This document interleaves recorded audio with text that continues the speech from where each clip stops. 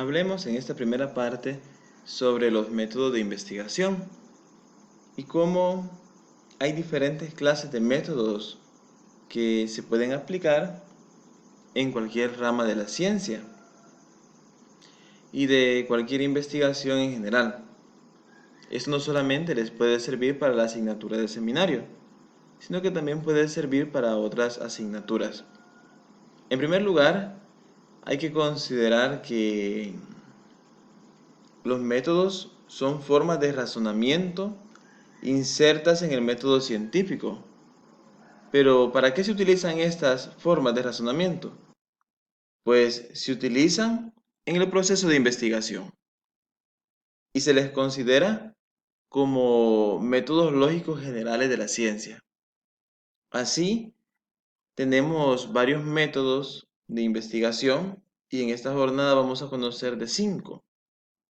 Y los demás los conoceremos en las siguientes jornadas. Espero que sean de provecho y les puedan dar uso a ustedes en las diferentes asignaturas que hacen trabajos de investigación.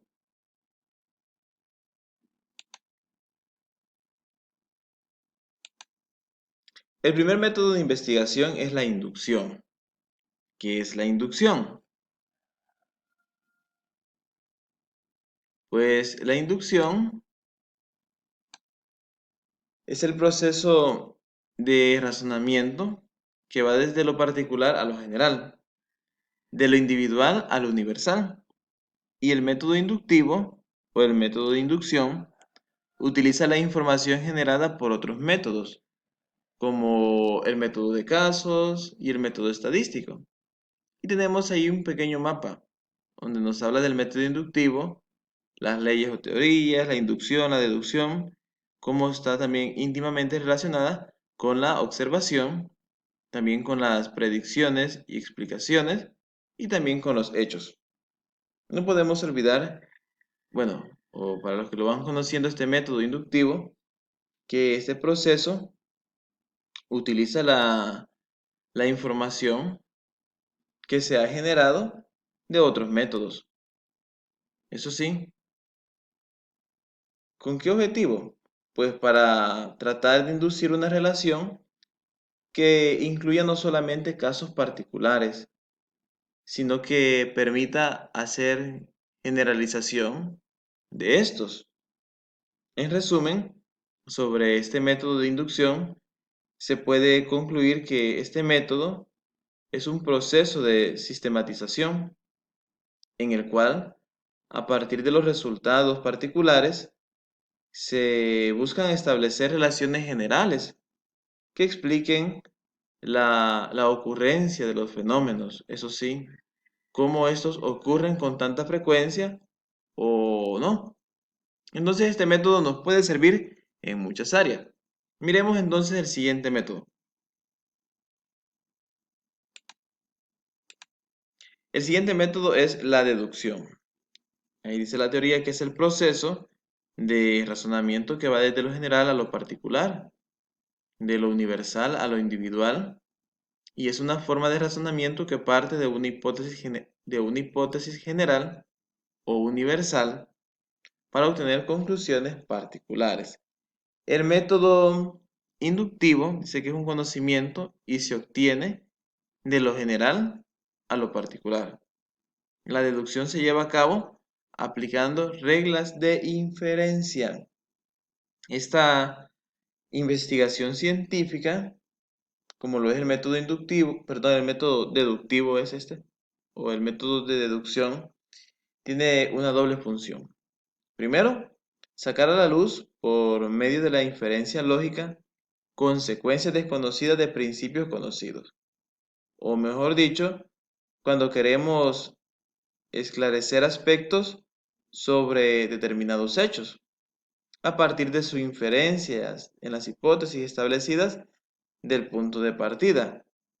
El método deductivo se contrapone a la inducción y vamos a ver uno que es un poco parecido al siguiente, que es el método hipotético deductivo. Miremos entonces de qué se trata el siguiente método. Si se fijan, todo eso está relacionado no solamente con un seminario, sino con sociales y con ciencias naturales y otras asignaturas en las cuales ustedes desarrollan trabajos de investigación. El método hipotético deductivo. Dice que es un método, en este método un investigador propone una hipótesis como consecuencia de sus inferencias del conjunto de datos empíricos o de principios y leyes más generales. Y tenemos también un pequeño esquema. Nos habla el planteamiento del problema y ahí está lo básico que dice la creación de hipótesis y ahí hay una flechita que regresa, ya lo vamos a ver por qué. Porque de la creación de hipótesis partimos a la deducción de consecuencias de la hipótesis. Contrastamos y tenemos lo que es la hipótesis verificada, la hipótesis falsa, y de la verificada surge la ley. Pero de la hipótesis falsa volvemos a esta creación de hipótesis para desarrollar lo que es la hipótesis nula. ¿Con qué objetivo desarrollamos hipótesis nula? Con el objetivo de poder establecer otra hipótesis, pero que esta también, la hipótesis nula, va a quedar en nuestros trabajos de investigación. En el primer caso, la hipótesis es mediante procedimientos inductivos y en el segundo caso, mediante procesos deductivos. Es la vía primera de inferencias, eso no lo podemos olvidar, y las hipótesis son supuestos que tienen que ser comprobadas experimentalmente, y en este caso cuando son trabajos de investigación, a través de los datos, a través de la realización de las tablas de frecuencia, nosotros desarrollamos lo que es la comprobación de las hipótesis. Miremos lo que es el siguiente método. Es el método analítico o el método de análisis. Este dice que es un procedimiento que consiste en la disección de un todo, descomponiéndolo en sus elementos para obtener las causas, la naturaleza y los efectos, y el análisis es la observación y examen de un gran hecho particular a partir de las partes que lo integran. Es necesario conocer la naturaleza del fenómeno y el objeto que se estudia para explicarlo mejor. Y en el pequeño esquema que está acá en esta diapositiva, vemos cómo está ahí el análisis de la información. Y luego pasamos a la interpretación y a la explicación. El análisis, cosa que a veces se nos dificulta mucho. Emplearlo en un párrafo, en un concepto. Y este procedimiento es útil cuando se llevan a cabo trabajos de investigación documental que consiste en revisar de forma separada todo el acopio del material necesario para la investigación.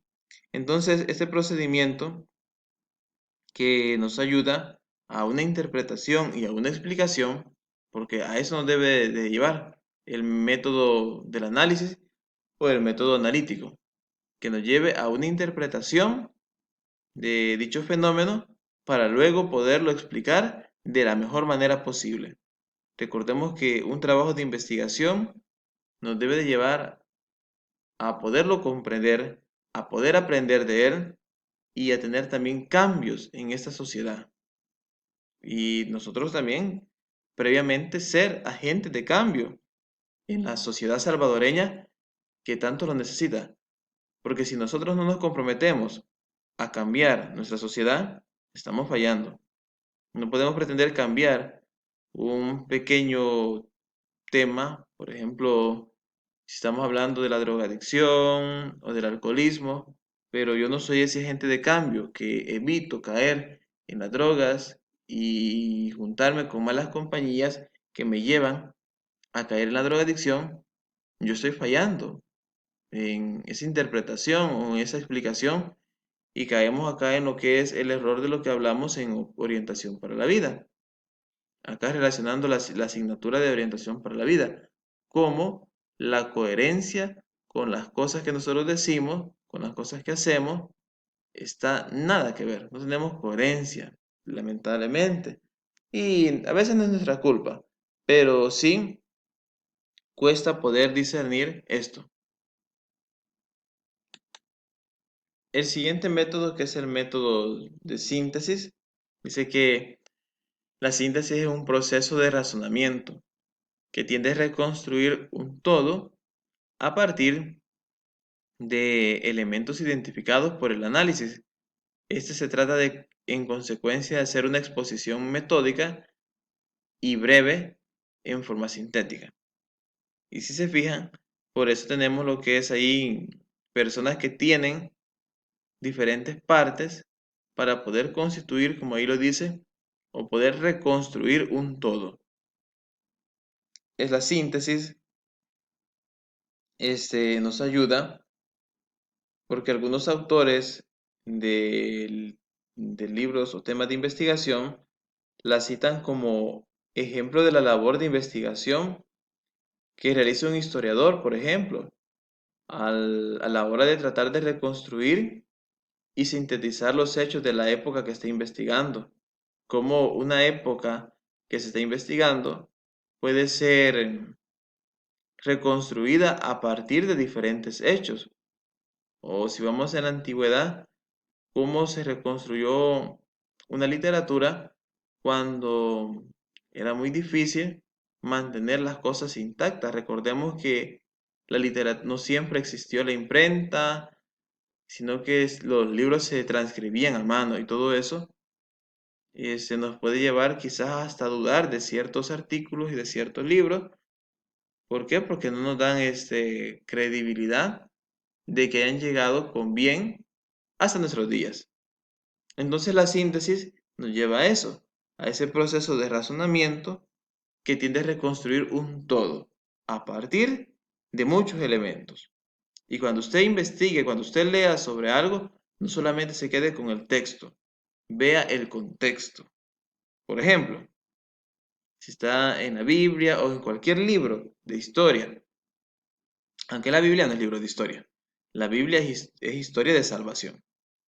Pero en cualquier libro que usted lea el texto, perdón, usted vea el contexto en el cual se ha escrito, contexto literario, contexto familiar, contexto político de la época, en fin, ¿por qué este artículo, este libro me está diciendo esto?